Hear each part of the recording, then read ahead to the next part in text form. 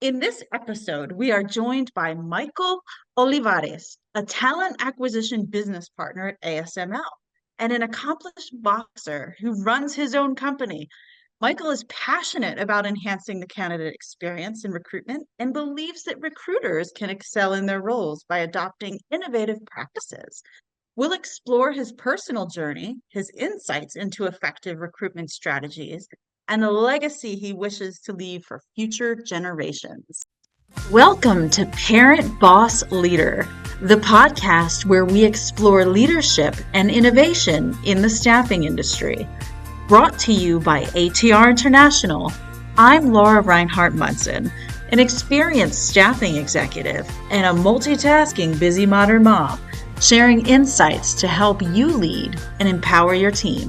Tune in, subscribe, and elevate your leadership because building a great team starts with great insight. Hello, and welcome to this podcast powered by ATR International, where we dive into the journeys of leaders across various industries to uncover their stories, insights, and the values they hold dear. I'm your host, Laura Munson, the Vice President of Strategic Partnerships at ATR International, a leading staffing firm based in Santa Clara, California. Today, we're honored to have Michael with us. As a very seasoned talent acquisition business partner and a boxer running your own company, Michael, your unique candidate experience perspective is going to be amazing. Thank you for joining us today. Thank you, Laura. I really, really appreciate you having me on your podcast. I was very much looking forward to it. I'm looking forward to sharing and looking forward just to talking shop a little bit about, what we do and the things that we're passionate about. So yes, very honored to be here. Thank you so much. Great. Well, let's just dive right in. Could you share a bit about your personal and professional journey and how you even got into talent acquisition? Sure, absolutely.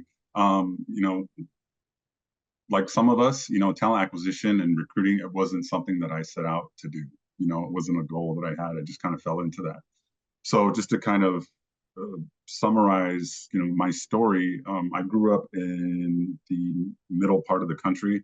I grew up in a small little town on the western side of Nebraska called Scottsbluff. It's about population 14, 15,000 people. Um, I'm the youngest of a big family, youngest of 11 children, 9 girls and two Wow. boys, same parents. Wow. Um, so had a great childhood upbringing there. Um, I started visiting San Diego as I had a couple of older siblings that moved out here when I was a boy, 11 years old, 12. So I started visiting here at a young age. So at a young age, I knew very, very much that I wanted to be out here. As I, finished school, I was kind of thinking about what I wanted to do, and I wasn't absolutely sure. Didn't have a lot of money for school, so I went into the Navy. I joined the Navy, and I knew the Mm. odds were pretty good that I would end up on the West Coast, which I did. I spent a lot of time in San Diego, fortunately, and I was also stationed in the Bay Area, so I spent some time up there. After the military, I got out. I went back to Nebraska briefly, and I came back to San Diego, and that's when I started going to school. I went to Miracosta for a couple of years, and then I transitioned to Cal State San Marcos, where I majored in communication. After that, while I was attending school, that's when I started. I fell into coaching boxing. So I played all kinds of sports as a kid. Boxing was one of my main loves and sports that I started doing when I was 11. So I kind of kept up with it through the years. And then in school, I got back into training and just keeping in shape. And I ended up getting a training gig by accident. So when I finished college, I was training boxing, but it wasn't really enough to make the ends meet. Freshly out of school, kind of looking for that first, career opportunity, and I really had a hard time with that. So I had to take a couple steps back, and I ended up going back to Nebraska for a couple of years.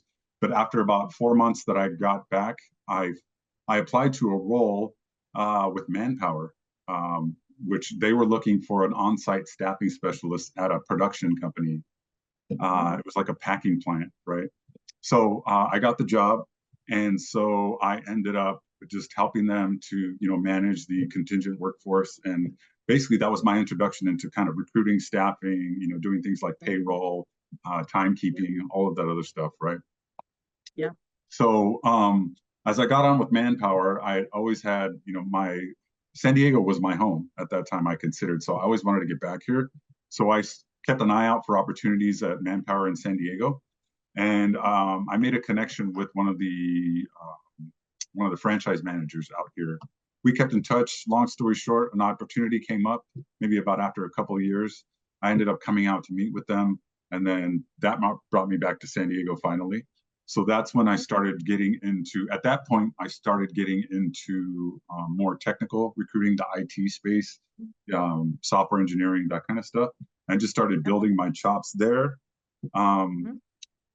at the same time, in parallel, when I was working in staffing, I started working in staffing recruiting. I also started working at other gyms, boxing gyms. So I always did that together, right? It's just always been a part of my life for the majority of like the last probably 20 years at least. Um, Wow. so yeah, so segueing into Manpower. From there, I moved on after a few years to K-Force, and then from K-Force, an opportunity came up at General Atomics, where I worked for 6 years, supporting their IT enterprise. And then a few years after that, I came over to ASML. So, there's some stuff in between, but, in general, that's kind of how my path worked out and navigating my way through the recruiting arena and talent acquisition. So, Yeah. Thank you for sharing and really thank you for your service to Michael. I mean, absolutely. you and I even connected at the San Diego Military Summit and really appreciate you serving our country. And it's such a neat story hearing your background too. I mean, naturally, I'm from the staffing industry, ATR International. We've been around 36 years. So hearing you come from that background really helps shape your future Mhm. as a on point talent acquisition specialist within companies because you know that fast paced environment. Right. I wanted to talk a little bit about candidate experience today because I know that's something that you hold very dear to you. When we've talked, you've really emphasized the importance of candidate experience in recruitment. What are some of the key practices that you believe recruiters should adopt to enhance this experience for candidates?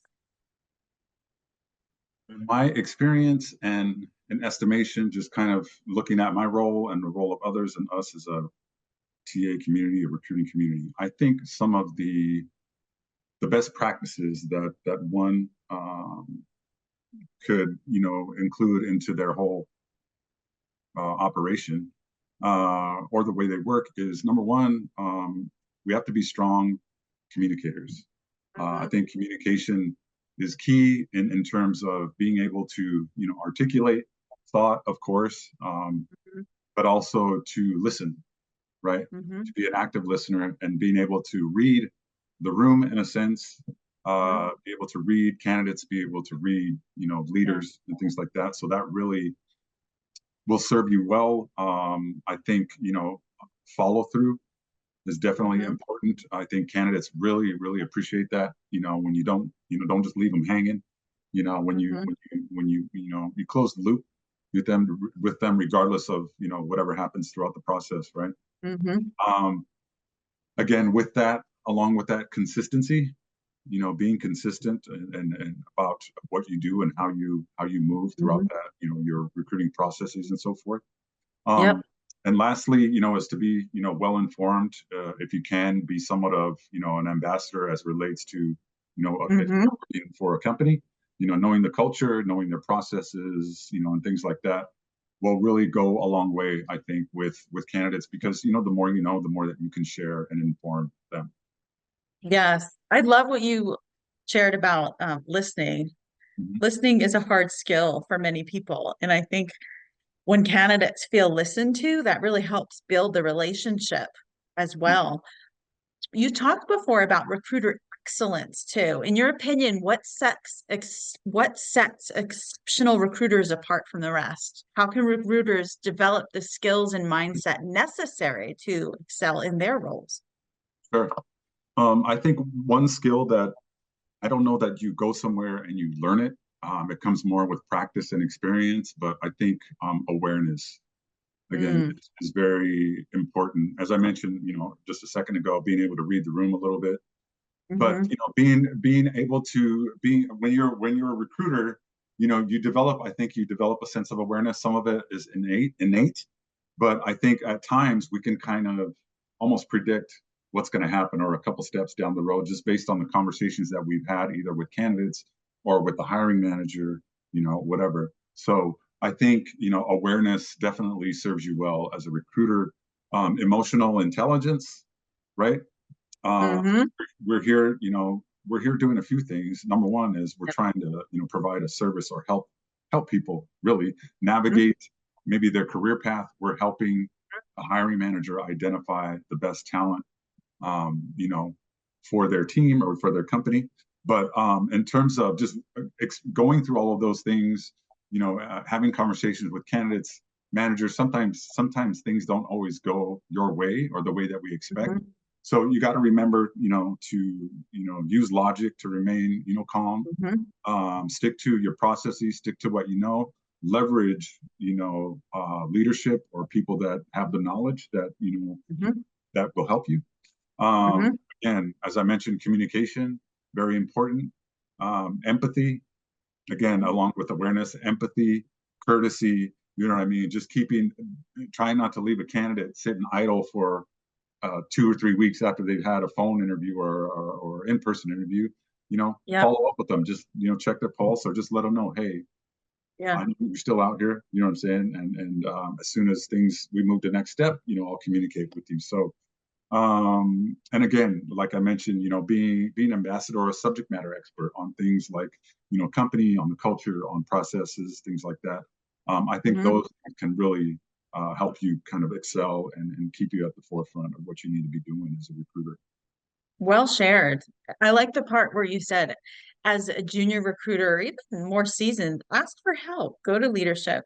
Because Mhm. recruiting, I'm wondering your perspective too, because my background is HR recruiting in previous roles. And I think it's surprising how detail oriented it's the EQ piece, like reading people, understanding people, listening to people, hearing their soft skills through conversation.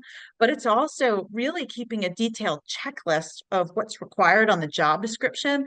And I think a lot of times more junior recruiters have the tendency, say you interview 50 candidates, you get so excited meeting with the person you like, and then you realize, oh, there's only like two or three matches here on the job description and I need to hit on five cylinders.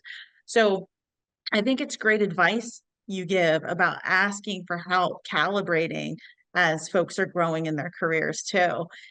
You mentioned too, boxing's been passion of yours since you were young, and I love that. How is it for you juggling a career in talent acquisition with also boxing? I know you help run your own gym and it's Yeah. entrepreneurship for you. How do you manage your time and really maintain focus in each arena? Sure. So, the fitness piece, the boxing and so forth, that's just Mhm. something that kind of naturally complemented, I guess, my life, and how I Mhm. live. Um, you know, a career, a foundation was always a priority, and I falling into recruiting and talent acquisition, that's Mhm. took priority. So I always, whatever my full time career was obviously always the priority, and I scheduled my fitness work, my boxing Mhm. work around that. So for the majority, a good part of the last 20 years, I worked like early morning. I would teach like or train people at 6 a.m., 5 a.m. And then, I'd be able to go to work Uh, by 8 o'clock or whatever. And yep. then in the evenings, as well as on the weekends. So, Mhm. I worked a lot. That's just kind of the way that I live and lived. Mhm. I don't have as much of a busy schedule in terms Yeah. of this right now, just because this role is so busy, but still I get enough of it and I'm able to plan and schedule around my work. And, I strategize in terms of like the gym where I train my clients is like 7, 8 minutes from my house. So it's not far. So I don't have to spend a lot of Mhm. time on the freeway. Mhm. We work hybrid, so there's a little bit of flexibility in terms of you're not spending a lot of time on having to spend a lot of time on the freeway commuting, to work to Rancho Bernardo or whatever. So you save a little bit of time. So it Yeah. just works out. And just being, self-employed from that respect, I have control over my schedule, and I can, Mhm. I can set the amount of like clients that I want to have, where I'm not, Yeah. overburdening myself and things like that. Yeah. So Mm. yeah, just there are the flexibilities there. So that's the main thing. And it's just worked out, you know. Love that. Yeah. It's good time management. It sounds like you set yourself up for success, even where Mm. the gym's located too. Folks are interested in even knowing more about, say, you as a recruiter at ASML or for boxing. Where could they find you? What's the best place to look for you? So I would say the best two places to find me would be number one, LinkedIn. Hmm. Um, find me Michael Olivares, and then on Instagram, Hmm. where I have my most of my fitness content. So that would be at Coach Mikey O on Instagram. Yep. So those are the two Great. best Nice. channels. We'll have to include that too when we go live on our podcast. We talked a little bit about leaving a legacy on future generations. I know you're a proud uncle yourself, Michael. What legacy do you really want to leave on future generations in terms to values at work, leadership, personal growth? Mhm. Well, when, throughout the course of my life and adulthood, I have like I said, I have a big family, so I have a lot of nephews and nieces. Some of them, I know a little bit more or a little bit closer to, just because of the way where we live and things like that. But ultimately, yes, for those people in my life, I try to live a certain way and set a good example. So in terms of legacy, what I would tell them or share with them, in terms of future, is that I think it's so important for people in general to, you mentioned your values. What are they? Yeah. You know what I mean? It's important Hmm. for us, I think, to know that, because for me, it serves as a compass in terms of kind of how I operate. For example, some of my values would be, honor, respect, integrity, accountability, passion. Those are Hmm. my main ones. So I try to incorporate those things or remember those things, when I carry myself throughout my life. So um, Hmm. another big thing, in terms of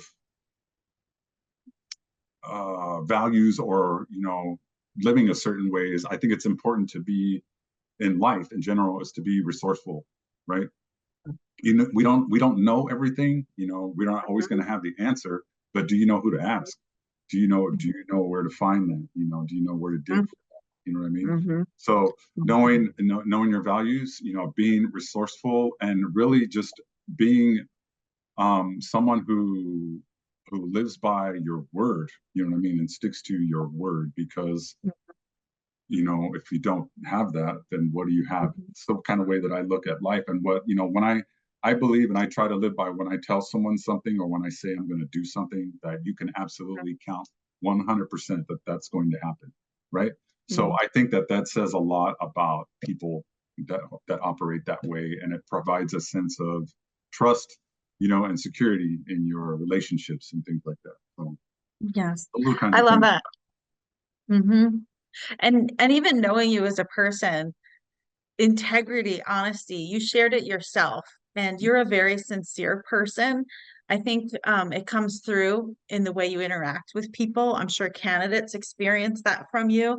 And I think your nieces and nephews are lucky to have you as their uncle, as an example. Entrepreneur, serving your country, talent acquisition, helping people get jobs. I think you're an amazing human, and your life will speak a legacy to future generations. Michael, thank you so much for sharing your insights today. I know we're running out of time, but your experiences are amazing. Your dedication to enhancing the candidate experience, I think it's admirable, because we've all heard negative publicity on So recruiters I not really following appreciate through it. with candidates or having an awful experience. Often recruiters are the first POC into a company, and recruiters represent the company. So I think you gave a lot of great advice today, even for folks who are recruiters listening to this podcast. And for folks who've liked what they've heard, you're welcome to follow us for more content, like and subscribe, and we'll see you next time for another engaging episode. Michael, thank you for being here today. Thank you so much. I really appreciate it.